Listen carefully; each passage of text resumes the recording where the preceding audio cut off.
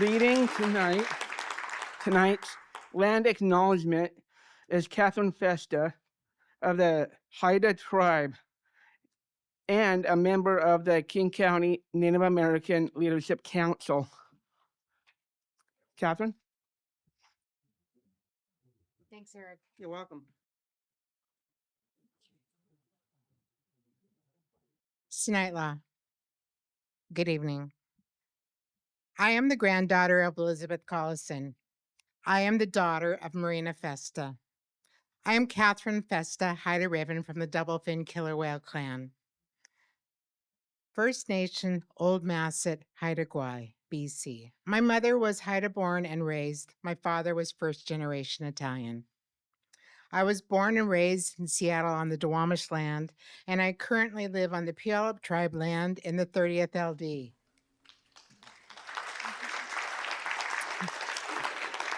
November is Native American Awareness Month, and I ask you to explore your local tribes and their cultures.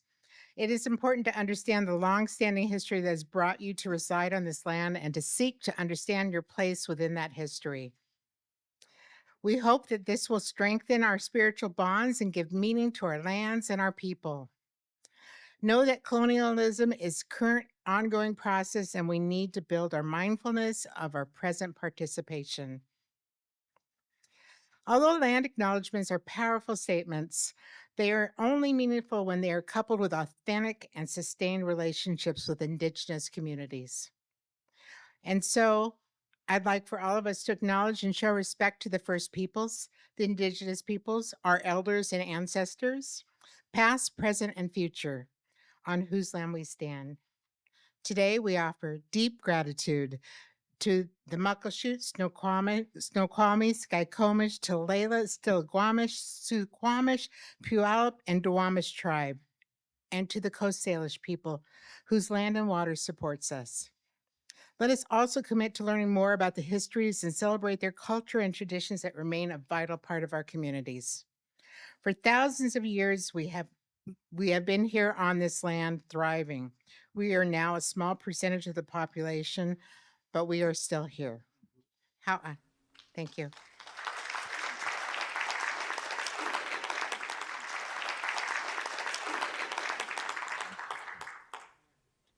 Thank you, Kathy.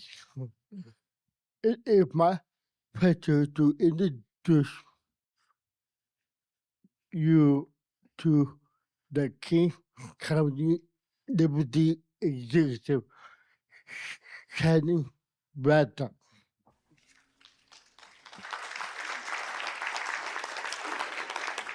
Thank you, Ross.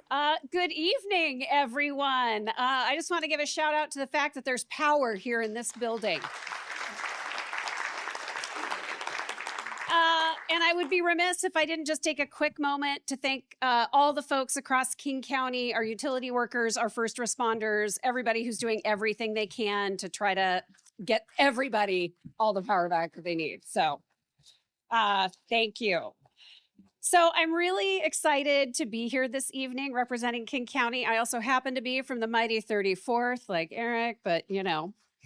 And I just love how for 35 years, King County residents, families, and disability rights champions have come to this event to share their stories and to learn about how we can improve our systems and our services to better meet the needs of people with developmental disabilities.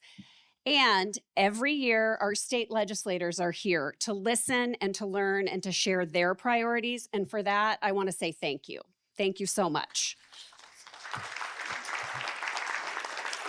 For the state legislature and the legislators here, the ongoing support for people with developmental delays and intellectual and developmental disabilities is priceless. It's vitally important, and we know that it means so much to all of you. And at the same time, I think we need to acknowledge that we are headed into a really difficult financial time. The state will be facing a looming budget shortfall, and we know that our state legislators are preparing to make some really tough decisions. And King County can relate to that position as well, unfortunately. But we want to be your partners, our state legislative partners, and partners with all of you in our communities to do everything we can to continue to make the impacts that we need to make. So in the spirit of this partnership, we want to take some time to share more about the inspiring work and the stories from community members and from several of us here, because we are all invested in making sure that every person can thrive. And at King County, I think there is a lot of work to be proud of. And that work is carried out by our Department of Community and Human Services through community collaboration with folks like you all here to put initiatives in action. But I'm just going to share a few of these spaces. We continue to invest in affordable housing, behavioral health treatment and services, access to education and employment, and we know all of those areas intersect with people with intellectual and developmental disabilities. So for some examples, across our region, we have 1,350 health through housing residential units that are open or will soon be open for people in Auburn, Renton, Seattle, Redmond, and Burien. And we're expanding those sites to Federal Way, Capitol Hill, and Kirkland. And yes, yay. And just 1 year after voters passed the Crisis Care Centers levy, we are making headway on expanding access to immediate mental health and substance use disorder treatment for people who need care. In July, we supported the opening of a 24/7 walk-in crisis center in Kirkland, a first of its kind.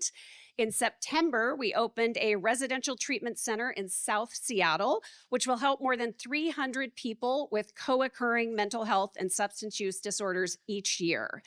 And this year, we also celebrate 2 milestones on supported employment. So 20 years ago, Washington State was one of the first states in the nation to implement employment first. And that has led to job opportunities for people with intellectual and developmental disabilities.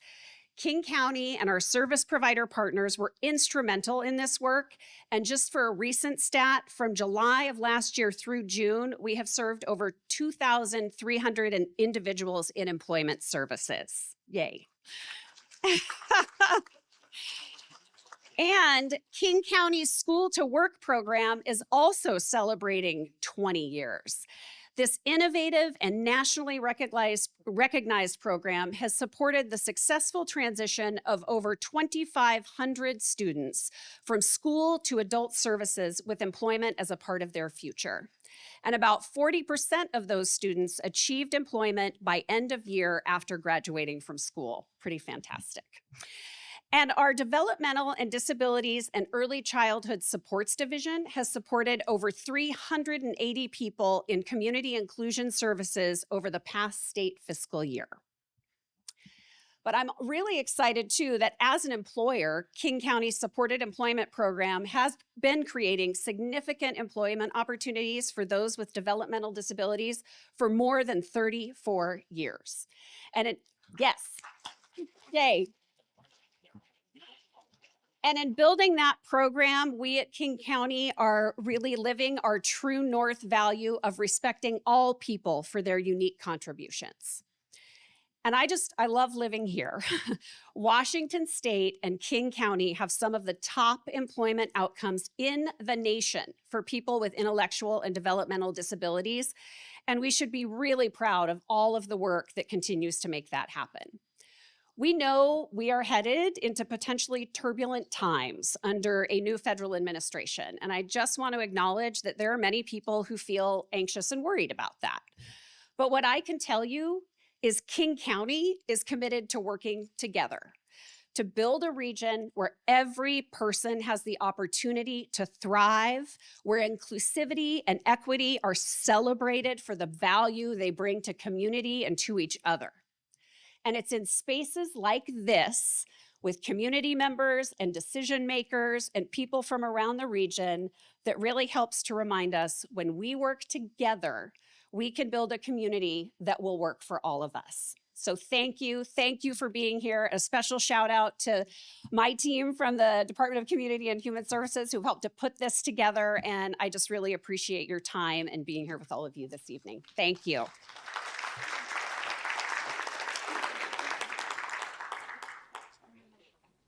Thank you for that great speech. That was totally awesome. Uh, Thank you, Deputy Executive Braddock. Dana Protonitis is an educator, consultant, and co-owner of Kindred Consulting, where she supports public sector organizations in fostering inclusion, equity, and belonging. She is a mama of 2 middle schoolers with disabilities and lives in the 33rd Legislative District. And now I'd like to introduce you to Dana Protonitis.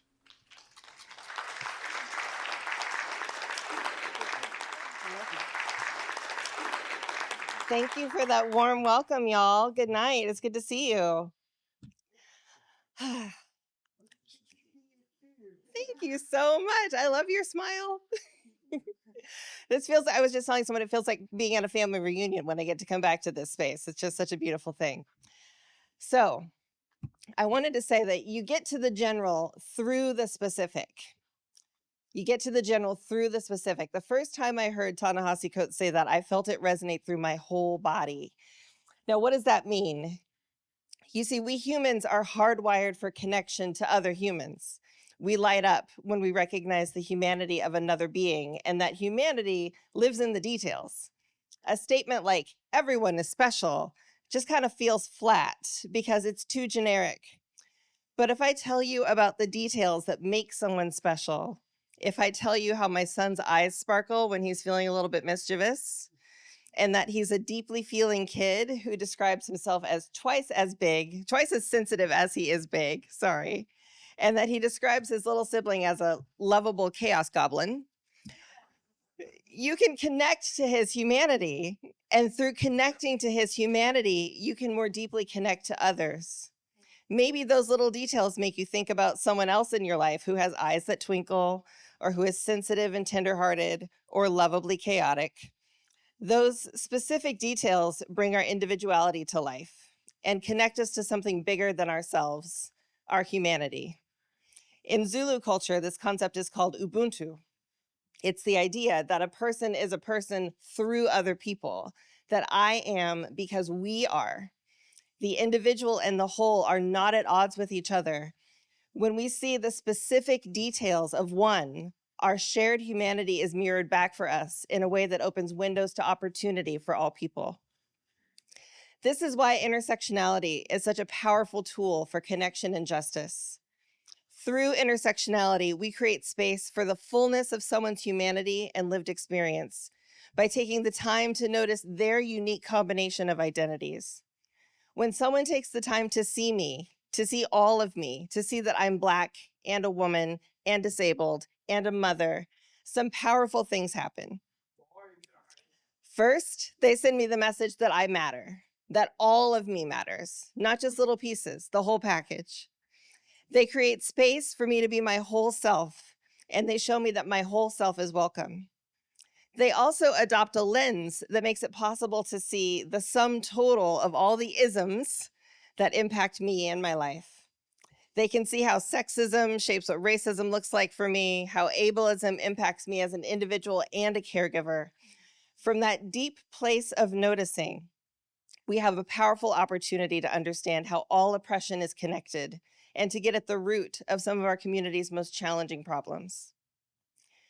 Intersectionality is what helps us see the experiences of our most impacted community members clearly. Through the prism of intersectionality, we can see that it is women who are most harmed by the lack of a robust and skilled caregiving workforce, that they are the ones forced out of career opportunities so they can care for their disabled loved ones. We can see that kids of color, especially Black children with disabilities, are the ones most harmed by the school to prison pipeline. Intersectionality is how we know that our solutions to housing, to a caregiver shortage, and disparities in school discipline must be informed by gender, by race, by class, and sexuality to be successful. The alternative is trickle-down social justice, and it is as ineffective as it is harmful. I can't tell you how painful it is to be in racial justice spaces and be silenced when I want to bring my experience as a disabled parent into the room. I can't tell you how harmful it is when I'm in disability rights spaces and I'm told, we're not talking about race today. It's heartbreaking as the mother of a Black, disabled, queer child to be advocating for disability equity and racial justice, and to hear in both spaces that folks aren't ready to talk about trans oppression, or that the inclusion of non-binary and gender non-conforming advocates would be too much or too uncomfortable. And yet that happens again and again and again. It's also short-sighted and ineffective. When I'm told this is a disability issue, we're not talking about race, what I actually hear is, we're only interested in disrupting ableism for white people. When I'm told we're not ready to talk about trans oppression, what I hear is the well-being of our LGBTQIA+ community members is not a priority to me. This strategy of beginning with the least marginalized people in a marginalized group and hoping that justice will somehow trickle down to everyone else has absolutely no hope of dismantling ableism. My son doesn't stop being Black just because we're talking about autism. My friend doesn't stop being trans just because we're talking about wheelchair access. My neighbor doesn't stop being an immigrant just because we're talking about accessible and affordable housing. We need strategic action that considers all of the facets of who we are. It's a strategic and effective use of resources to look to the most marginalized members of our community, to look for the person who is most entangled in intersecting webs of oppression, the person who experiences ableism and racism and language access barriers and sexism and transphobia all at the same time, and ask, how do I create conditions for their liberation? What lessons can I learn from their resilience? How can I follow their leadership? Because in detangling the webs of oppression they experience, we see how these knots are all connected. We get a chance to find solutions for the general through the specific. As we look across the country these days and see so much division, I think about wisdom from my mama. My mother is the wisest person I've ever known, and she taught me that connection is protection. That's so good, I'm gonna say it twice. Connection is protection.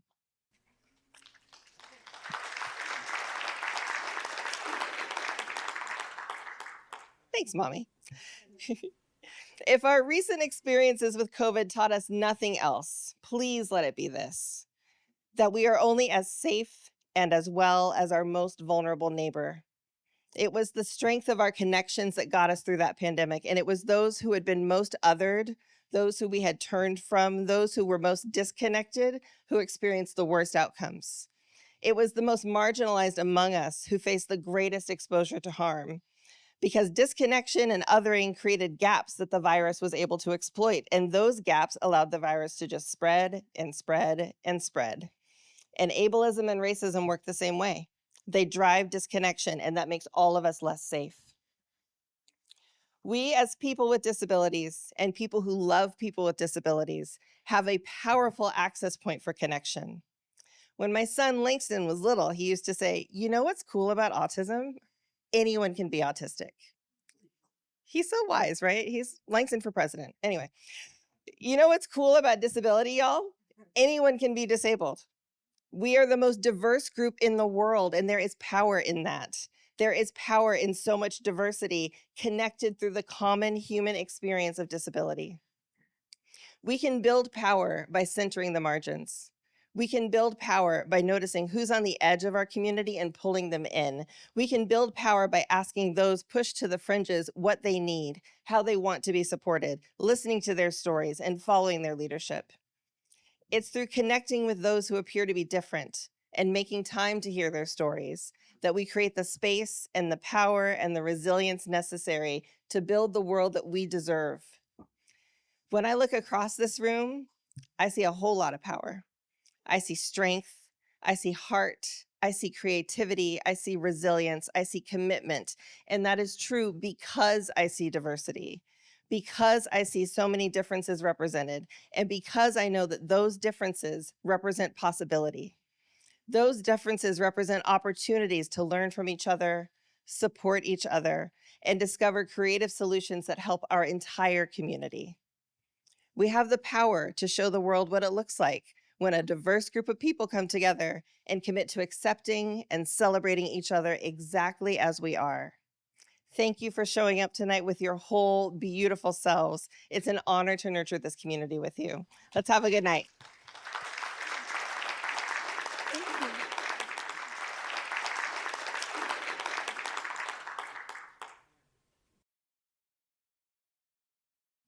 Thank you, Adina. And now we will hear from the division director, Megan Howard, and deputy director, Holly Fu.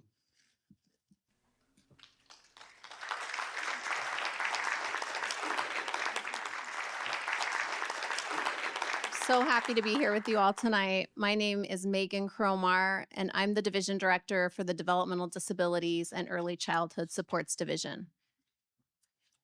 Hi, everybody. I'm Holly Wu, and I'm the Deputy Director for the King County Developmental Disabilities and Early Childhood Supports Division. And we are so glad to be here to be able to present our priorities and to hear from our community members. So for those who return each year, we are doing something a little different. So we are going to have our legislators introduce themselves and share their thoughts after we hear from our community members. Tonight, we will share with you our legislative priorities for 2025. As the Deputy Executive shared earlier, we know we are facing a challenging financial picture and tough choices ahead. What we are prioritizing is long-term sustainability that will happen over time. And it's informed by community, providers, and our own experience doing this work. Services for children with developmental delays and people with intellectual and developmental disabilities should be sustainable and promote equity, inclusion, and belonging. The 6 priorities we will share with you tonight aim to achieve that vision and reflect input from impacted communities across our King County region, centering people with delays and disabilities and our community members who are Black, Indigenous, and people of color.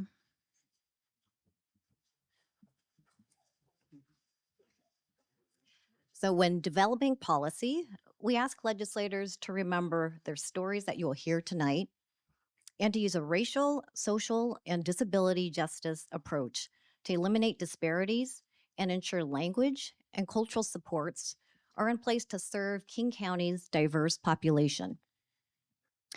In King County, 28% of residents over age 5 speak a language other than English at home, which is higher than the nearly 21% statewide. More than 24% of King County residents were born outside of the United States. People who are Black, Indigenous, and people of color already face barriers when accessing services. There are more barriers when they or their loved ones have intellectual and developmental disabilities and when their first language is not English. When we reduce those barriers, we provide better supports to everyone. We need language access across all systems and programs. Our governments must expand supports to ensure access to services for multilingual and multicultural residents.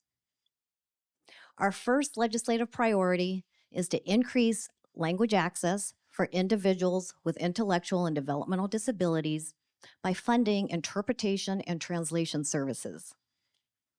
This includes spoken and sign language to ensure that people can understand and fully participate in their care and support systems.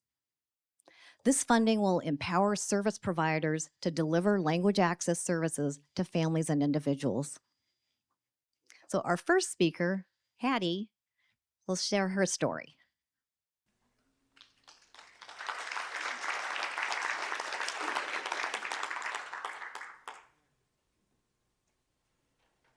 Bonsoir, chers législateurs et distingués invités. Good evening, legislators and guests. Mon nom est Ati Bonkietana et je suis du 48e district législatif Je suis la maman d'une fille qui a un retard de développement mental. I'm happy to be here tonight. My name is Hattie Bankiatana, and I live in the 48th Legislative District. I'm the mother of a daughter who has a developmental delay. Quand nous sommes arrivés aux États-Unis l'année passée, ma fille n'avait que 2 ans. Elle commençait à peine à prononcer quelques mots en français et en portugais.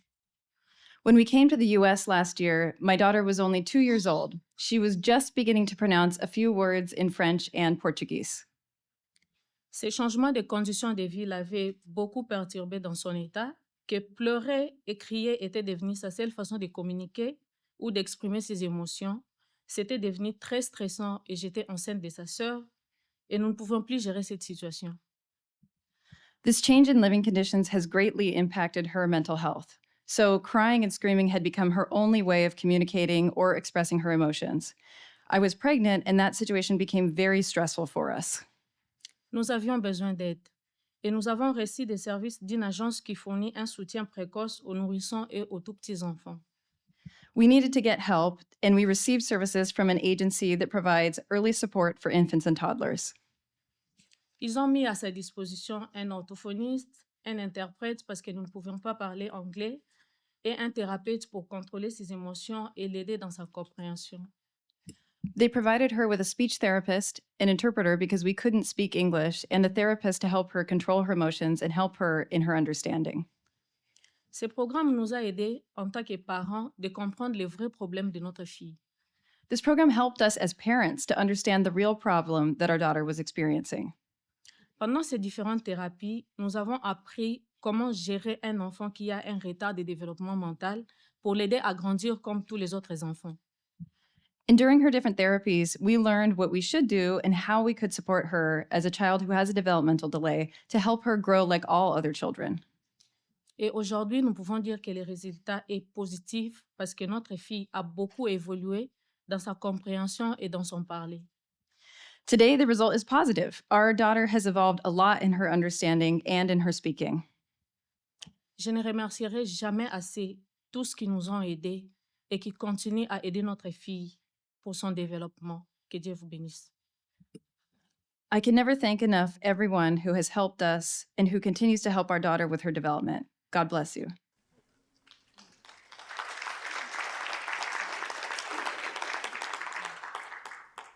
Thank you, Hattie.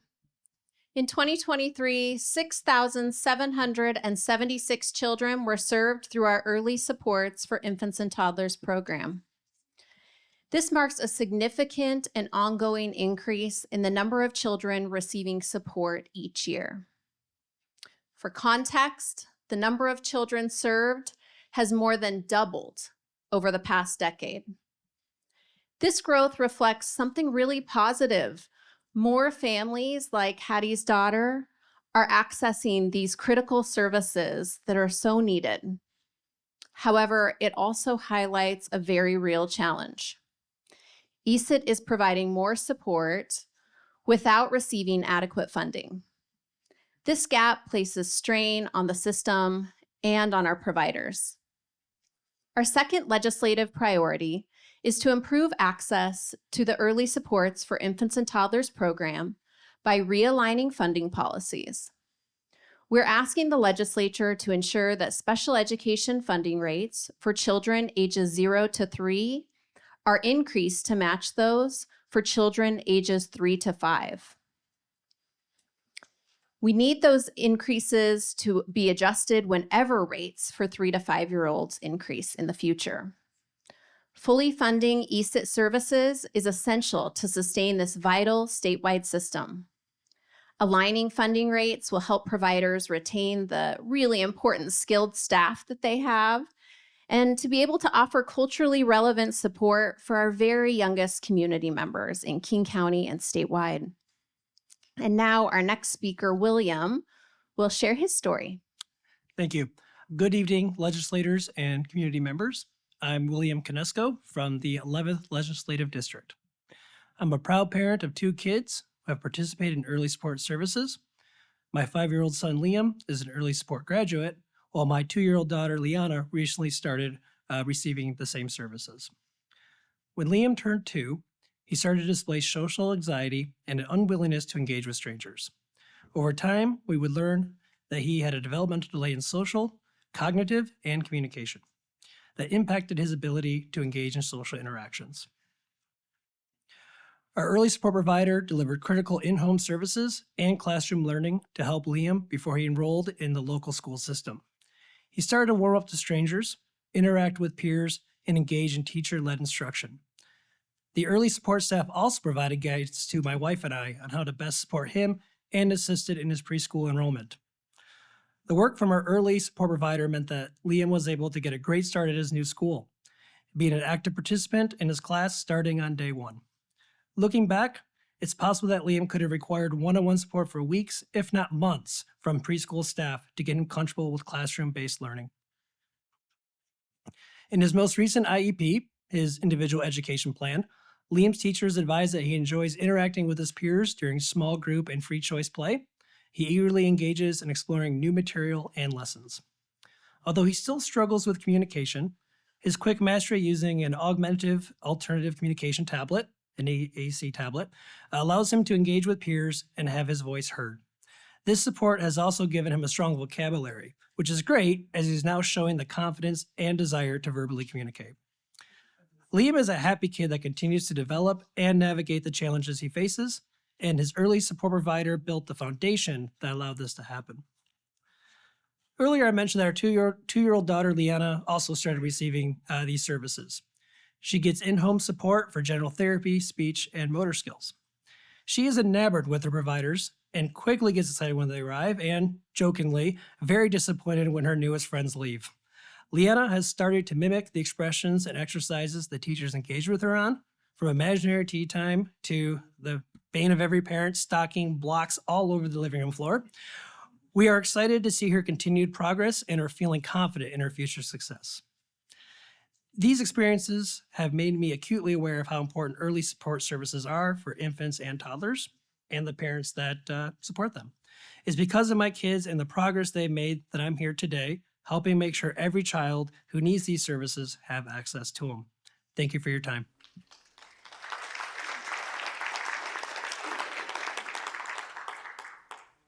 Thank you, William. So children and families, or children and youth with co-occurring behavioral health conditions and intellectual and developmental disabilities often face significant service gaps during a crisis. These gaps can lead to extended hospital stays and multiple emergency room visits.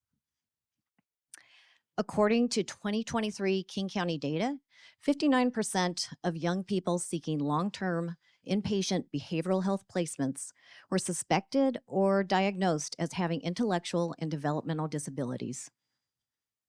These youth need comprehensive community-based supports and appropriate residential treatment options to address their intensive needs. Our third legislative priority is to strengthen services and treatment for youth with behavioral health and intellectual and developmental disabilities who are in crisis by sustaining and expanding behavioral health support teams to provide in-home crisis stabilization and extended services, and by growing short-term residential treatment capacity to fill critical gaps in the continuum of care and offer alternatives to long hospital stays.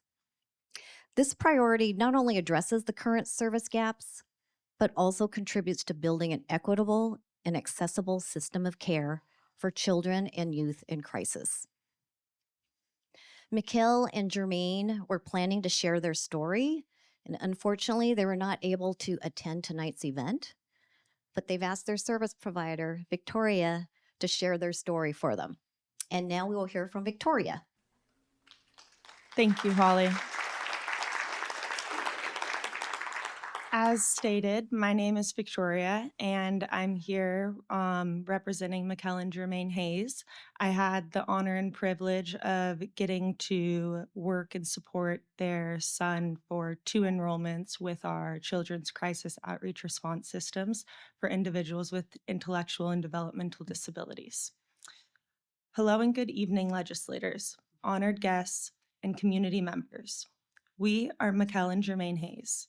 We are from the 11th District. We are parents to 5 children, and our son is 10 with autism and an intellectual disability.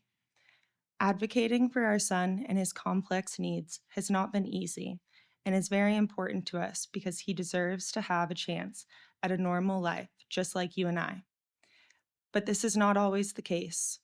Long waiting lists, lack of proper support in a timely manner, being told he is too young, and even insurance issues have been a few examples of some of the issues we have come across.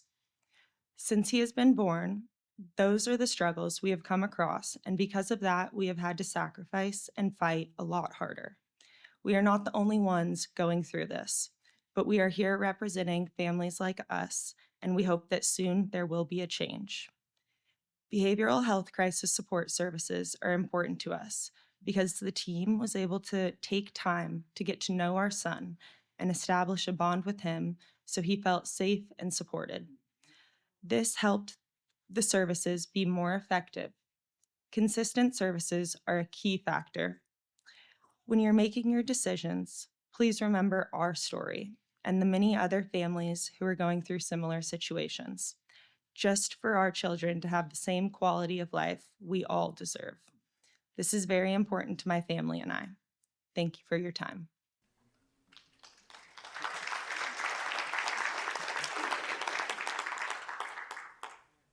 Thank you so much for being here tonight to share that story, Victoria. Next, we're going to move on to transition from high school. The transition from high school to adulthood is a critical time for youth with intellectual and developmental disabilities. During this period, students need comprehensive preparation, thoughtful planning, and robust supports to help them become active, engaged members of their community. Our fourth legislative priority focuses on ensuring continued access to high school transition investments for these students. We are urging the legislature to maintain funding that supports employment and other essential services, building on the existing state initiatives such as high school and beyond planning, special education services, and the expansion of school-to-work programs statewide. Next, Abdul will share his story with us. Hi, good evening. My name is Abdul. I'm from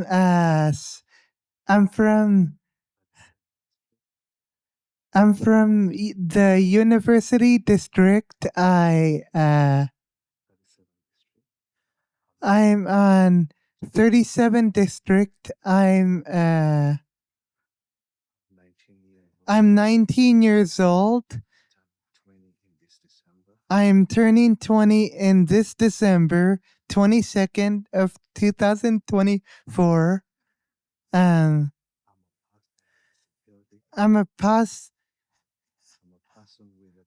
a person with this disability, and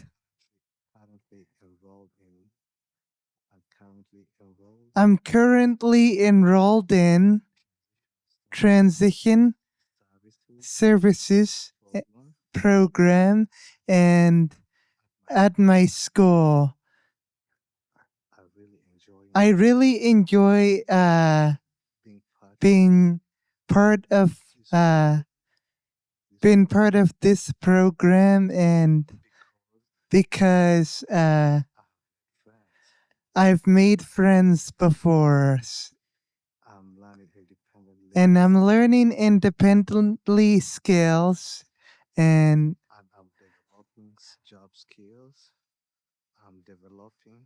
I'm developing job skills, and employment is very important to me as I prepare to leave transition services. I want to secure a job, and also one of my goals is to work in the mailroom at the post office. Having a job Having a job means a lot. Having a job means a lot also to me. It's about paying my own bills, It's about paying my own bills and gaining independence, giving gaining independence, gaining independence and having something to look forward to each day. and have something to look forward to each day. I don't want to sit at home all day I don't want to sit at home all day with nothing to do. Unfortunately, Unfortunately, some of my friends who have completed the program still haven't found jobs. this worries me. And this worries me.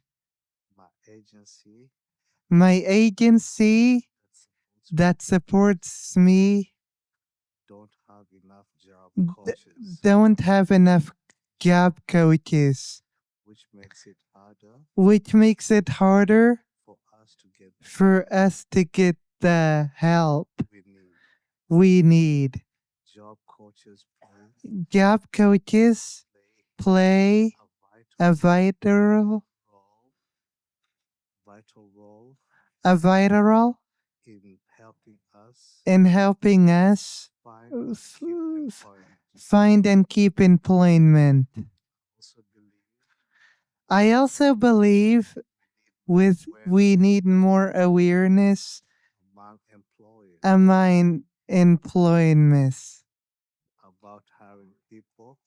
about having people with disabilities disabilities giving us and giving us the opportunity the opportunity to show to show can do. what we can do.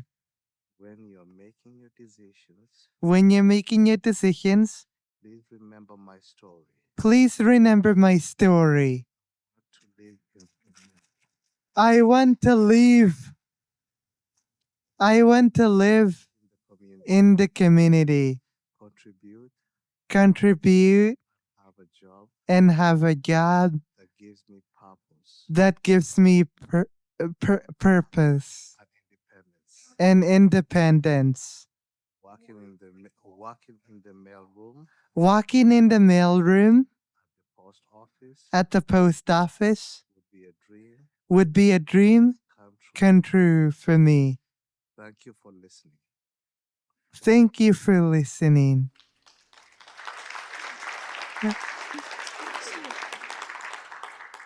That was beautiful, Abdul. Thank you. Very moving. Thank you for sharing. Yeah.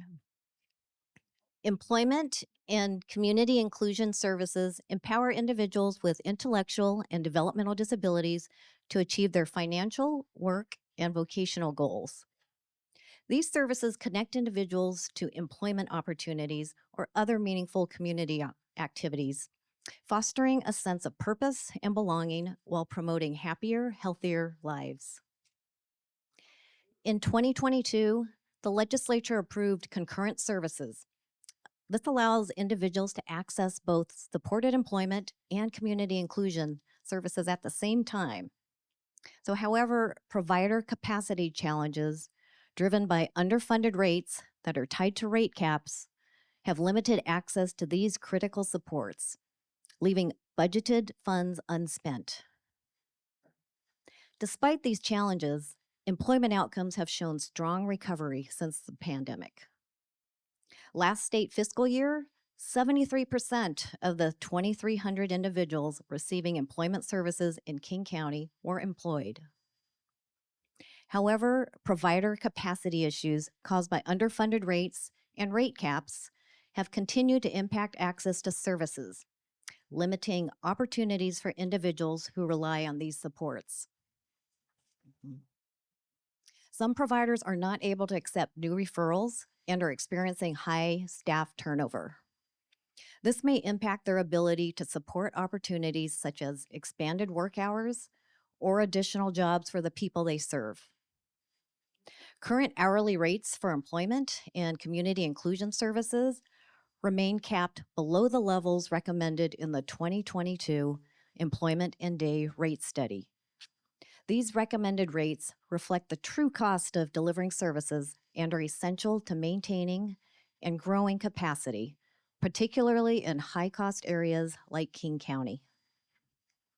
Our fifth legislative priority is to ask the legislature to protect opportunities for employment and meaningful inclusion in the community through increasing provider payments to strengthen staffing that would help avoid delays or interruptions in services. Next, Alex will share his story.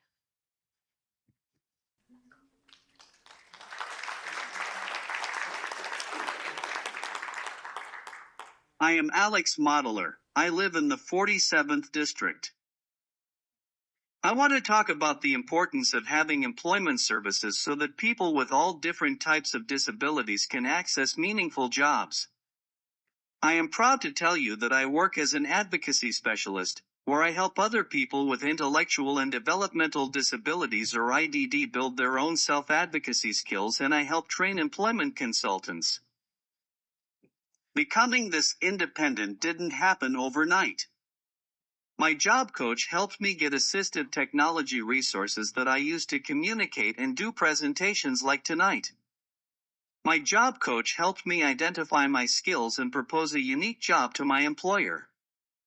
My job coach is also helping me navigate personal care supports I need, so I can accept more career opportunities that involve going to all-day conferences and coming to see you in Olympia this session. Utilizing a job coach means different things to different individuals. For me, I needed help building my communication skills, and now I'm working on managing a full inbox and creating PowerPoints with their support. For others, a job coach may provide hands-on support as they learn their job, create visual tasks lists for people who don't read, or train coworkers on positive inclusion practices. We can't hire off the street for this combination of skills. Rather, our consultants are trained to creatively teach people with disabilities in their jobs, negotiate with businesses who are hesitant to try something new like supported employment, and manage complex communication with a broad range of people. Washington is top in the nation for inclusion of people with IDD in the workplace. Many of you helped pass a bill in 2022 that allowed people to access both employment and community inclusion services at the same time to build a full life. Some barriers to full inclusion we need to work on together are nursing or personal care while at work and in the community, technology for communication, and benefits planning so folks can earn a living wage and maintain the supports they need for activities of daily living. Our state is recognized for the infrastructure we have built to ensure people with IDD are not segregated in facilities and are active participants in their communities. The core elements that uphold Washington's national leadership are legislation and funding that value the skills and contributions of people with IDD to be integrated in our community and workplaces rather than segregated in facilities, technical assistance and training to ensure skilled providers, and respected influence from self-advocates like myself. But we can't stop here. We do have people sitting at home who want to be working. If I lived in another state, I would likely be labeled unemployable and I'd be sitting in a room all day with other people with disabilities or elders. I wouldn't be in front of you today. Washington is better than that. Let's keep focused on the goal of people with IDD being full community members, and together we will chip away at the remaining barriers and be a gold standard for states to follow.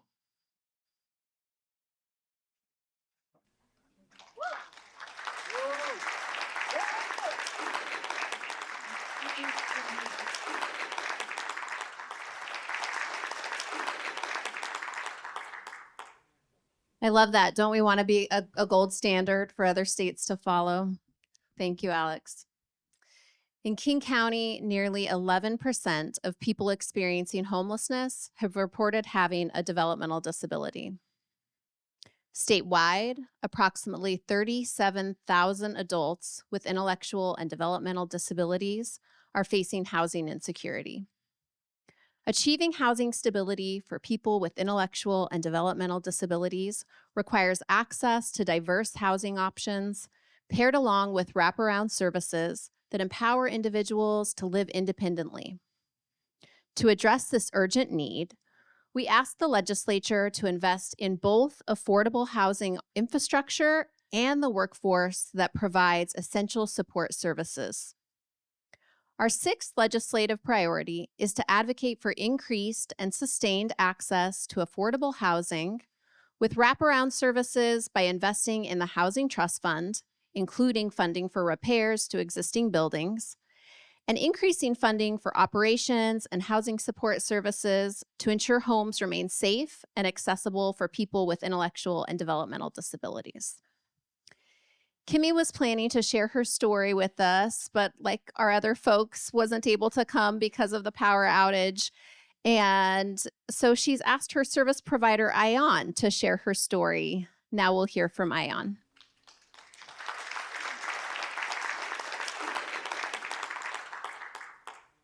Thank you, Megan.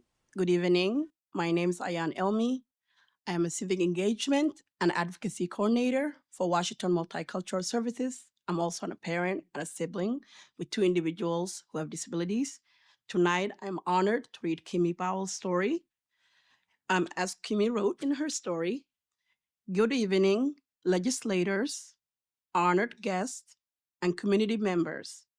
My name is Kimmy Powell, and I am from the 34th District. I'm the grandmother and a caregiver of two young grandsons, ages 4 and 5, both whom have autism. They are nonverbal and face significant behavioral challenges. Housing for families with disabilities is extremely important to me because of the impact it has on our lives. Currently, my grandsons and I live in one-bedroom unit, which does not provide the space or accommodations we need. I am often awakened at night due to the limited space, which prevents any of us from getting adequate rest. The lack of space and stability affects our well-being and disturbs our daily lives. Despite being on waiting list for a long time, I have struggled to find housing that meets our specific needs. When housing options do become available, they often do not accommodate my grandson's disabilities. Our current environment is not supportive of their needs, and complaints about noises and other issues only add to our stress. This creates an unstable environment which directly impacts my grandson's well-being. When you're making your decisions, please remember my story and understand that the need for accessible, disability-friendly housing for families like mine is crucial to our stability and peace of mind. Thank you for listening.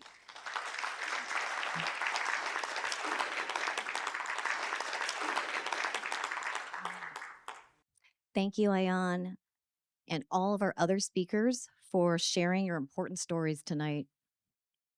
And now I'd like to turn the program over to Eric and Ross. Thank you. Thank you to Megan and Holly. Now I'd like to invite our elected officials who joined us tonight to introduce themselves. Please share your name and the district or communities you represent, and any thoughts or reflections on the stories you heard this evening.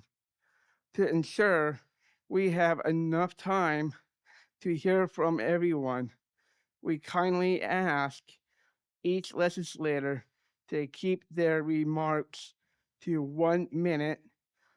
Let's start here, and please pass the mic down. Oh, okay. Thank you. If I take 10 minutes, then that'll resolve everybody else. Hi, I'm Bob Hasagawa, Senator for the 11th District, and this is the 11th, so welcome. I've been coming to this for more years than I can remember, and I remember hearing the stories. I want to thank you all actually for being so thoughtful in preparing your legislative agenda this year. I can tell that you're acknowledging some of the revenue problems we shall likely be facing. And I recall in my earlier days coming to this event, I would every year, year after year, say the same thing. What's my name? No, I would say we need your help to fight for comprehensive progressive revenue reform. We need to fund all of the programs that you just talked about, but the pie is too small. And there is wealth in our community, but we don't get the revenue equitably in our state. So we need your help to talk to your family members, your friends, your neighbors, and encourage them. We need to fight for tax reform so that those who can best afford to pay are paying their fair share, and those who can least afford it are not being overly burdened by the tax system. So thank you for listening to me.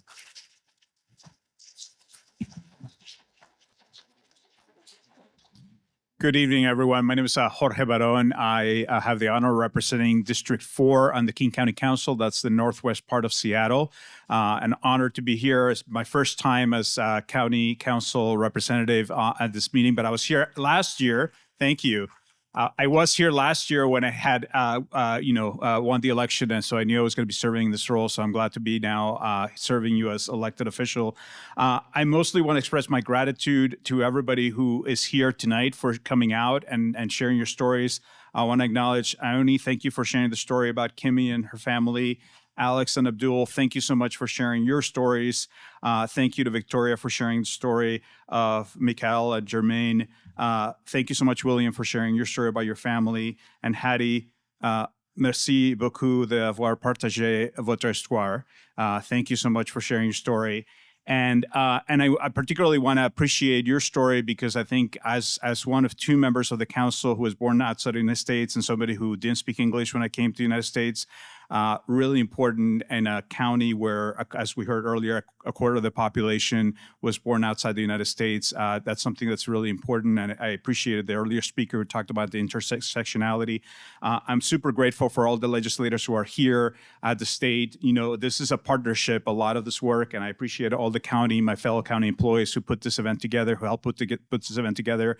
This is a partnership, and I hope, I know with the amazing delegation that we have at the state here that we have all heard your stories, and we're going to carry that as we make definitely difficult decisions.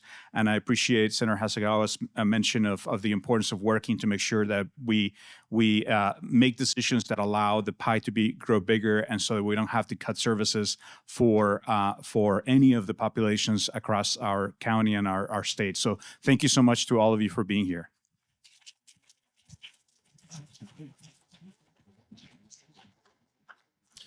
Good evening, everyone. I'm Roger Goodman from the 45th Legislative District, Redmond, Kirkland, and Sammamish.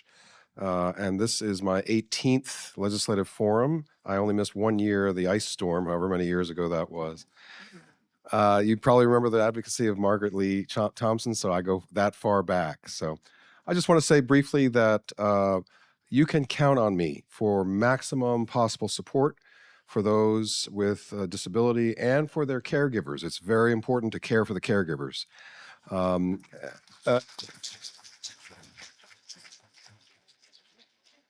chair the committee in the House that oversees our criminal justice system, and too often people with disabilities are unfairly brought into the criminal justice system. We're going to be considering legislation that if someone technically commits an assault and yet they are a person with a disability, they shouldn't be saddled with a felony record, that they should be given help instead. So we're going to move legislation that way. So, thank you.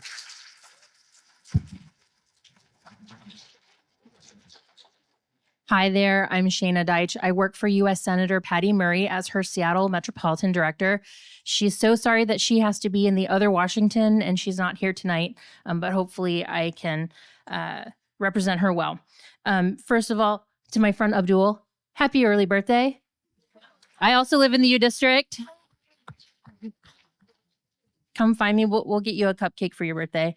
Second of all, I just want to quickly highlight some of the programs that the senator has been able to. You're welcome. You're welcome, my friend.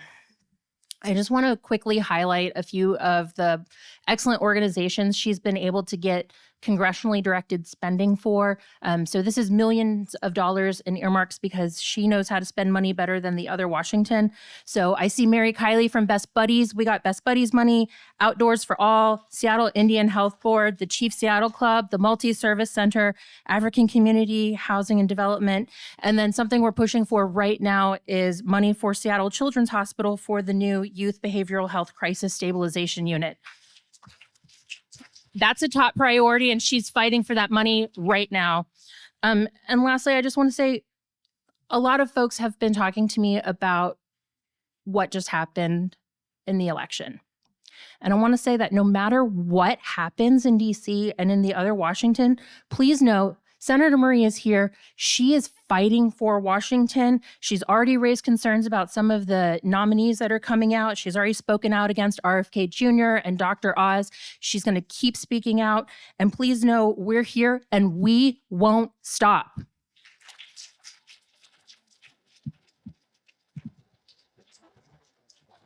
Hi, everybody. My name is Rachel Alger, and I'm a community liaison for Congresswoman Susan Del Bene. She also apologizes that she was unable to make it tonight. And echoing Shayna's words, we are here to push back as much as we can on cuts to Department of Education, healthcare. The Congresswoman sits on Ways and Means, so she will be in a lot of those discussions. We're also working on legislation to help support the crisis, behavioral health crisis center in Kirkland that was mentioned earlier to help with just some Medicare reimbursements, very wonky things, but really echoing what Shayna said on on the Del Bene side, that we are here for you no matter what happens coming in the new year. So reiterating that fact, and we're all in it together. Thank you.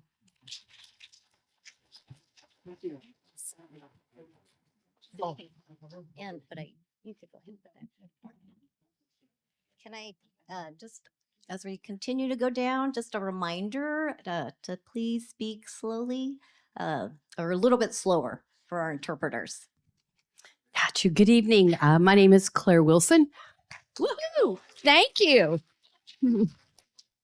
Proud Senator from the 30th Legislative District, which is in South King County, Federal Way, Auburn, Algona, Pacific, Des Moines, little bit of Kent, unincorporated King County.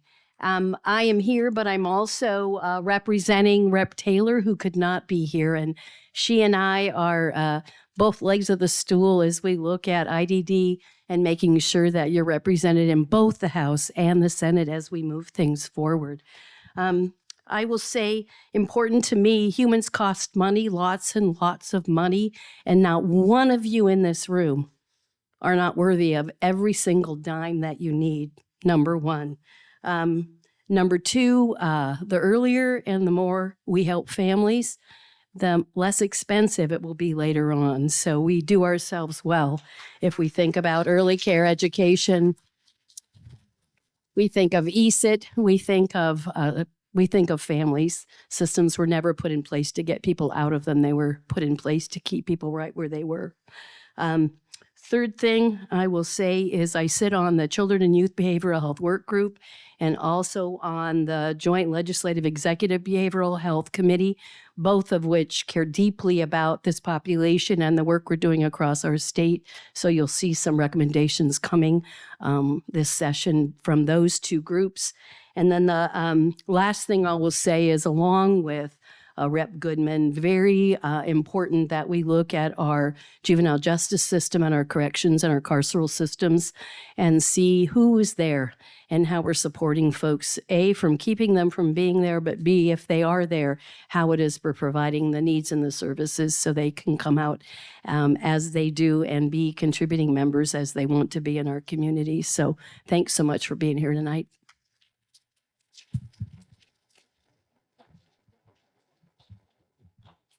Good evening, everyone. I'm Shelley Kloba. I represent the 1st Legislative District, which, because it's a little far away from here, so sparsely represented here, but always happy to be here. It's communities of Lake Forest Park, Briar, Kenmore, Bothell, a little bit of Kirkland, Woodinville, and some unincorporated South Snohomish County. So it's my pleasure to be here, and it's one of my favorite things because I get to listen to you all talk about things that I care deeply about, but I am never going to have the kind of knowledge and experience that you all have. And you are the experts when it comes to how public policy affects yourself, your family, and your community. And we need to hear about it. So thank you for giving up your time to help us with that. I want to just echo everything my brilliant colleagues have said so far. And I think in addition to that, one of the things that I'm going to take away is one of the things that Adana said. I think, is she still up here? No. Oh, there you are. And I don't know if we have to pay your mother royalties or something, but I'm going to go, connection is protection. I just think that that incorporates so much about of the things that are good about us as a nation. And she nailed it. So a very wise woman. And thank you for sharing that with all of us. I wrote it down and I will be saying it again, I'm sure. Just want to move on and let the rest of my colleagues speak, but thank you so much. I really appreciate being here.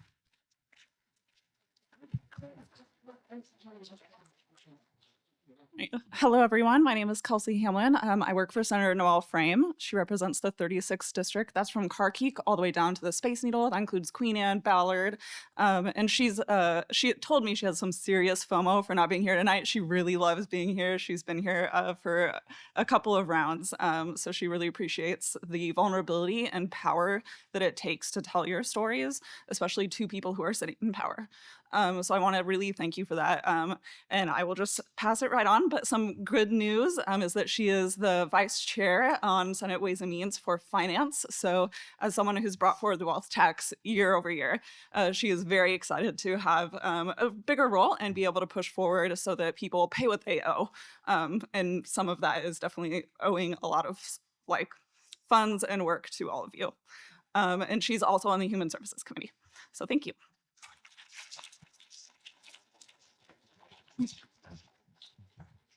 Good evening. I'm Tina Orwell. I have the honor of representing the 33rd Legislative District in South King County. It's an honor to be here. I think I've hit 16 of these events, and the stories are always so powerful. Thank you so much. And I want to thank Ross and Eric for emceeing it. It's so important, your stories, and this is going to be a difficult session. Again, I want to thank Senator Hasagawa, because I think we do need to make sure we're bringing the funding for these critical services.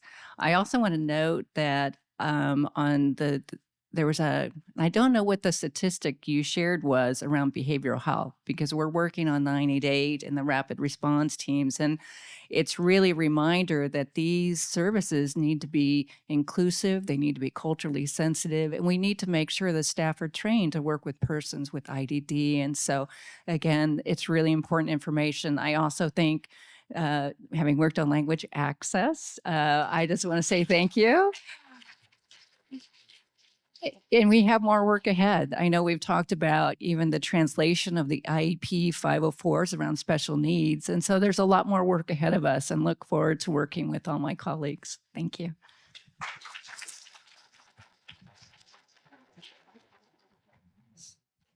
Good evening, everyone. My name is Lauren Davis. I represent the 32nd Legislative District, which is the northwest portion of King County, northwest Seattle and Shoreline, and then up into southwest Snohomish County. It is such an honor to be here with all of you tonight. Several of you closed your statements with asking us to remember your stories, and I can promise you that we will. Remember your stories and your faces and the heart that you shared. It's incredibly important. I don't want to be a broken record, but I do just want to echo my colleague, Senator Hasegawa, Rep. Orwell, regarding funding. So much of the work that we all care about costs money. So much of the gains that we've made related to DDID in the last several years cost money. And the last thing we want is to see some of those wins, potentially stripped away, let alone not be able to make the advances that are listed here and so desperately needed. And unfortunately, resources are required. So we are going to have to think about creative ways to raise revenue and could really use your support. Those can be difficult votes for some lawmakers in some districts to take, but need your vote and to talk about the importance, because if not for that revenue, then we can't have these things. And it's incredibly important to everyone in this room and your families. So thanks so much for the opportunity to be here.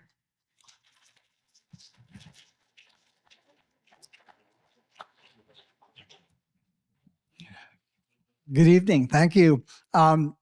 My name is Chris Stearns. I'm the representative from the 47th Legislative District, which is a very exceptional district, populated by exceptional people. Auburn, Kent, and Covington.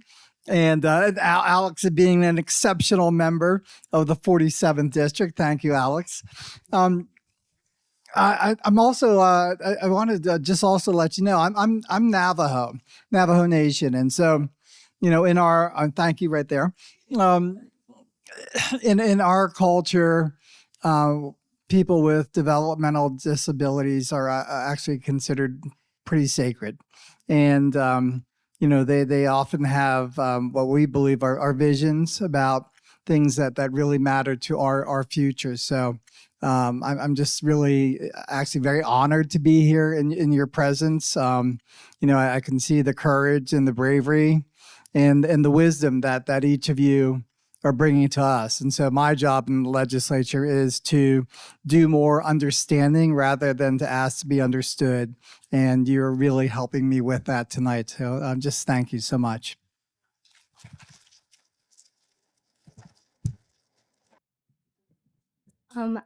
Hi, everyone. My name is Sunshine. I'm here on behalf of Representative Farvar, who is so sorry she couldn't be here this evening. She is hard at work in committee.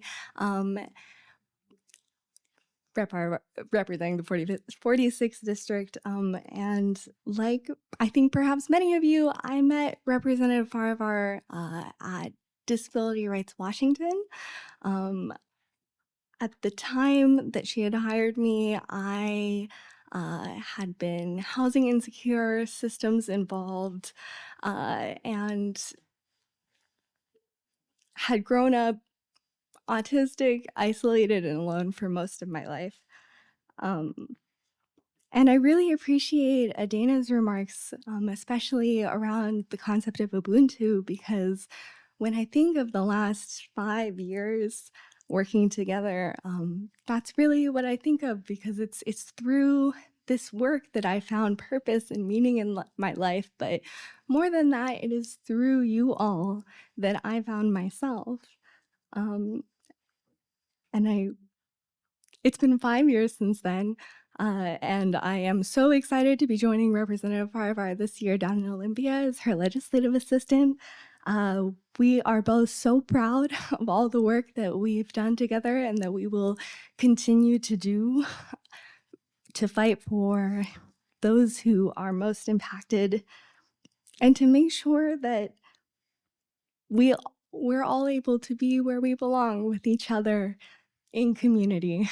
Thank you so much for having me.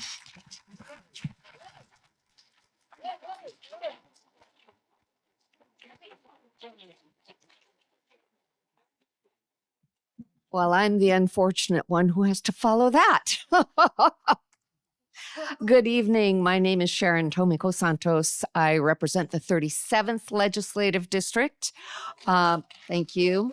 I although I don't think this is a contest. You never know with Senator Hasagawa. But this is probably my 24th meet forum with the developmental disabilities community of King County, and you never fail to disappoint.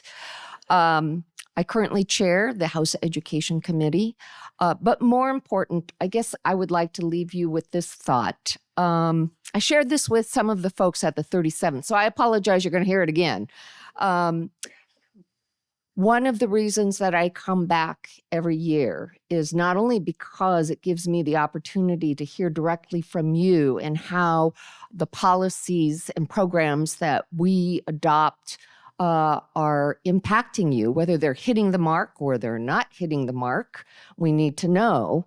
But the real reason is because I feel, as someone else said, that this is coming back to community. My mother was a special education teacher in the Seattle Public Schools, and she worked with students with severe intellectual and developmental disabilities, as well as significant health fragility and other issues. I mention this because she was first certificated as a teacher at a time when we institutionalized people with intellectual and developmental disabilities. And I'm proud to be her daughter because she was one of the leaders in what we called the mainstreaming movement, which brought young people, children, and young adults out of those institutions, away from their families and away from their communities, back to our neighborhood schools, where they belong and where they ought to be educated. I think she would be very proud of much of the work that has taken place with this community around developing inclusive practice. And it's up to us in the legislature to really bring that forward so that it is rooted in every neighborhood and every school in the state of Washington. But I really want to end with just these couple of thoughts. It struck me as I was looking at all of these 6 pillars is how interrelated they all are. And I reflect to a thought that I thought of when I heard our keynote speaker talk about connection is protection. It also made me think that these are the kinds of things that taken together as a whole make us stronger as a community. These things have to work interdependently. They are mutually reinforcing. And I guess I'm going to leave this place with the renewed commitment that when we leave anyone behind, we are contributing to the weakness of our own communities. We're contributing to the weakness of our own state, our own economy. And that is not what I believe Washington State represents. So I appreciate all of your stories. I especially want to commend the stories around employment for people with intellectual and developmental disabilities, because we all have something to contribute. And we have to create the space for everyone to be able to contribute their gifts, but also then to feel that sense of looking forward, of feeling like they are the contributing member to all of us together. And last, I'm just going to say, it's important that we not only raise revenue, I won't go into that because enough people have spoken about that, but it's also important that we work smarter. It's unconscionable that we create programs that have rules and policies that leave, I heard, $5 million on the table. That's money the legislature appropriated. We should not be making it more difficult to spend. We should be making sure that every dollar that we have appropriated gets to the people and the programs that it was intended to serve. So thank you so much for your edification tonight. How do I follow that? Yeah. How do you follow that? Well, right. Good evening. I'm Claudia Kaufman, the state senator from the 47th Legislative District. Thank you. And very happy to be here. I want to say thank you to coordinators. Thank you to the speakers, your stories. And I'm a Nez Perce tribal member. And in our tradition, when someone shares a story, they're giving you a gift. It is a gift. And so I receive it in that way, that you are giving me a gift of your personal story. And so I say thank you. That was very, very meaningful and impactful. I have been here to this forum as a parent of a person with developmental disabilities. I have a daughter with Down syndrome, and she has gone through all of the programs that were mentioned tonight, from the infant and toddler, special education, the employment work, and then the job coach. So having all of those, I know firsthand some of these difficulties, some of these challenges, but also the great success and the great wisdom that comes out of that we are teaching our community how special our children are. So I want to say thank you for that. In terms of language access, I know the interpreter won't get this one, but I'd like to say, Imakis kaitiao yao and tatsalach, my name and nimi potemki is ilp mewi haksiu. So there's the language. I believe we need to preserve our language and not just have interpreters, but have people keep their language, preserve their language, strengthen their language, strengthen their community, and strengthen their culture. That's all very important. So I leave here inspired and I leave here grateful. Thank you.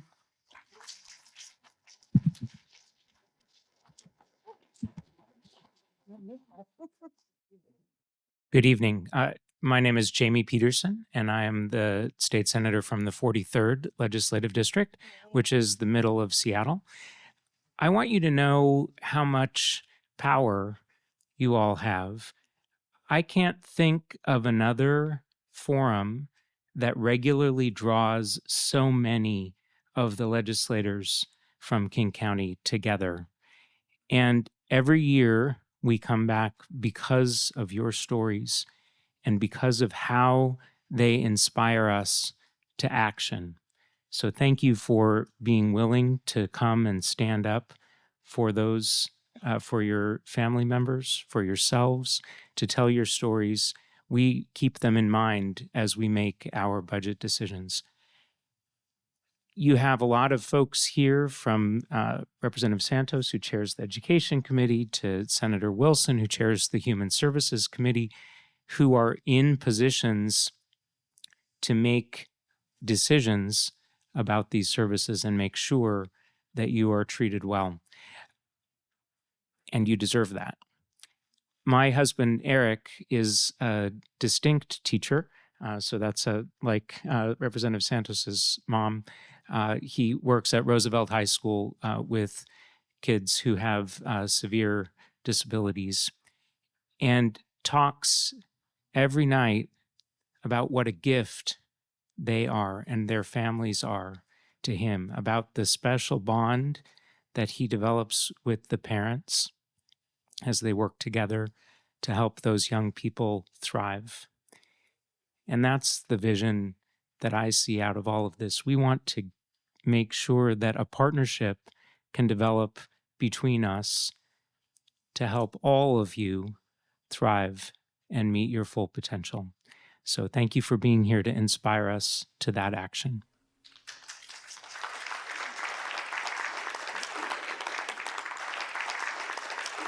Thank you all of our elected officials for being here and sharing with with us tonight.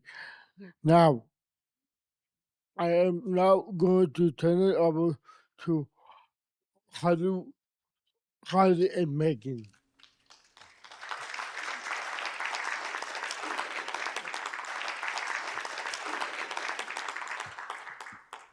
We want to share our heartfelt gratitude to our incredible MCs, Eric and Ross. Thank you so much for guiding us through tonight's event with such care and such energy. Thank you.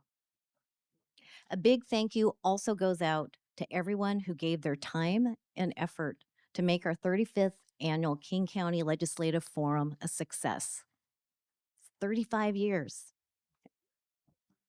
Special thanks to the Arc of King County for hosting our legislative roundtables, Washington Multicultural Services Link for providing cultural navigation and outreach support, our language access team for ensuring everyone could fully participate tonight,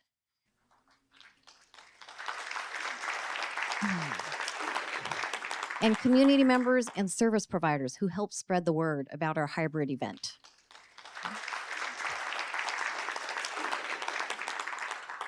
And of course, to our amazing King County staff members, your dedication and commitment to our community make everything that we do here today at the forum and throughout the year possible. We see you and we deeply appreciate you. Tonight's event, yeah, these are our King County staff. Tonight's event is a powerful reminder of the importance of our collective work to support children with developmental delays and people with intellectual and developmental disabilities and their families. Together, we are creating a more inclusive and equitable community where everyone has the opportunity to thrive. Thank you all for being here tonight and for supporting us in this important work.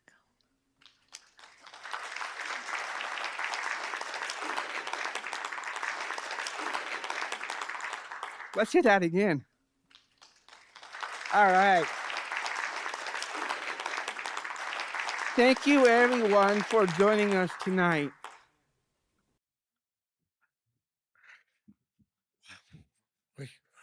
And we hope to see you next year.